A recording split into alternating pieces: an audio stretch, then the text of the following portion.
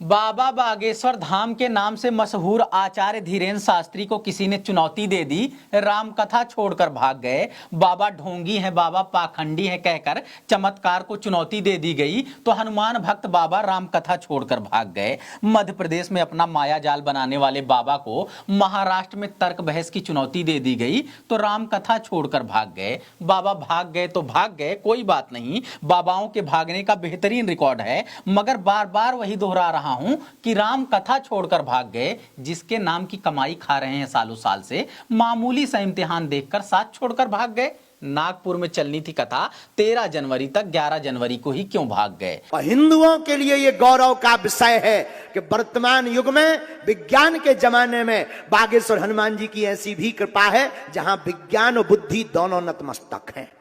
10 तारीख को ही रात को फोन कर कहा था कि बाबा 11 तारीख को भाग रहे हैं और इसलिए 5 बजे के पहले आपको उनको अरेस्ट करेंगे तो अच्छा होगा, नहीं तो बड़ी दिक्कत हो जाएगी।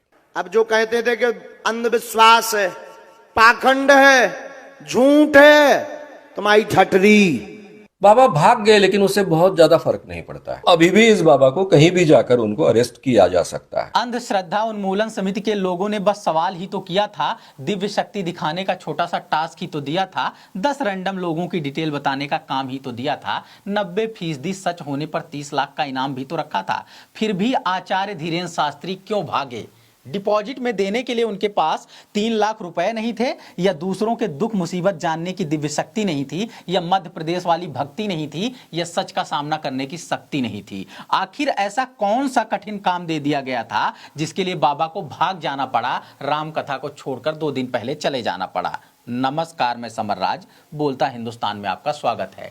टीवी चैनलों पर ही नहीं, सोशल मीडिया पर वायरल तमाम वीडियो में आप सभी ने इनके चमत्कार की गाथा सुनी होगी। कैसे हजारों की भीड़ से रैंडम एक भक्त को उठाते हैं, उसके दुख दर्द दिक्कत के बारे में खुद ही बताते हैं, लिखने के नाम पर कागज पर कुछ देर कलम चलाते हैं और हर समस्या का समाधान बताते हैं। लोग मंत्रमुग्ध होकर जयकार लगाते हैं, नारा लगाते हैं, और बाबा आत्ममुग्ध होकर अपना असली रूप दिखाते हैं। भावुक होकर बहक जाते हैं तो अपने सांप्रदायिक रूप में आ जाते हैं। मुसलमानों को सबक सिखाने का आह्वान करने लगते हैं, जातिवादी श्रेष्ठता का गुणगान करने लगते हैं, महिला विरोधी बातों का बखान करने लगते हैं।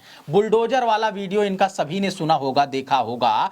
बुलडोजर बाबा एक लोग का पहले से नाम पड़ चुका है, नहीं तो अब तक इनका नाम पड़ चुका होता। निवेदन है सब हिंदू एक हो जाओ और पत्थर मारने वालों के घर पर बुलडोजर चलवाओ।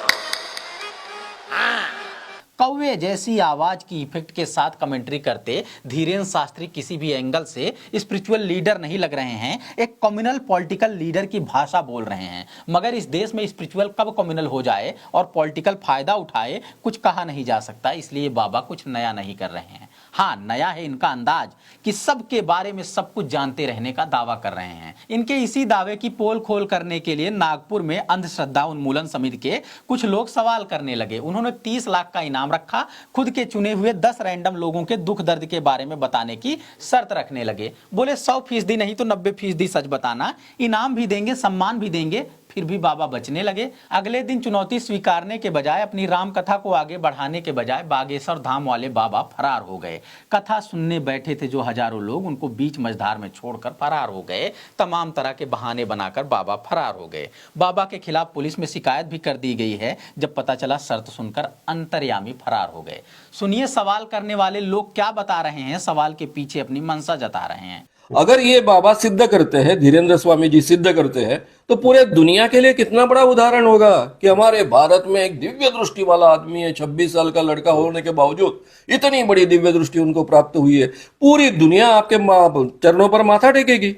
नागपुर की लोकल मीडिया वाले कथा स्थल की वीडियो दिखा रहे हैं, बीच में स्थगित कर दी गई थी जो राम कथा, वहां से एक सन्नाटा दिखा रहे हैं। कोई भी बाबा या कथावाचक अगर राम कथा कह रहा है तो उसकी धार्मिक आजादी है, जिसका हम सभी को सम्मान करना चाहिए। हाँ, किसी भी वर्ग के खिलाफ कुछ भी आपत्तिजनक कह रहा है, फिर हर संभव विरोध करना चाहिए। और अगर शक है कि झूठ दुष्प्रचार के दम पर पाखंड फैला रहा है तो फिर क्या करना चाहिए? सच जानने संबंधी अपने अधिकार का इस्तेमाल करना चाहिए और सामने वाले को साबित करने का का भी अधिकार देना चाहिए। मगर साबित करे भी क्या पाखंड और ढोंग की कमाई खाने वाले, लाखों लोगों को मूर्ख बनाने वाले, आध्यात्म की जगह नफरत फैलाने वाले इसलिए मौका देखकर फरार हो जाते हैं। जाल में फंसे हुए लोग इन्हें जादूगर समझते हैं और कथित चमत्कार पर मोहित हो जाते हैं। हर वो काम करते हैं जो कुछ उनके पूज्य बाबा बताते हैं। ऐसा करके ये न सिर्फ ठगी का काम करते हैं बल्कि हमारे देश के संविधान का मजाक उड़ाते हैं, जागरूकता नहीं अंधविश्वास फैलाते हैं।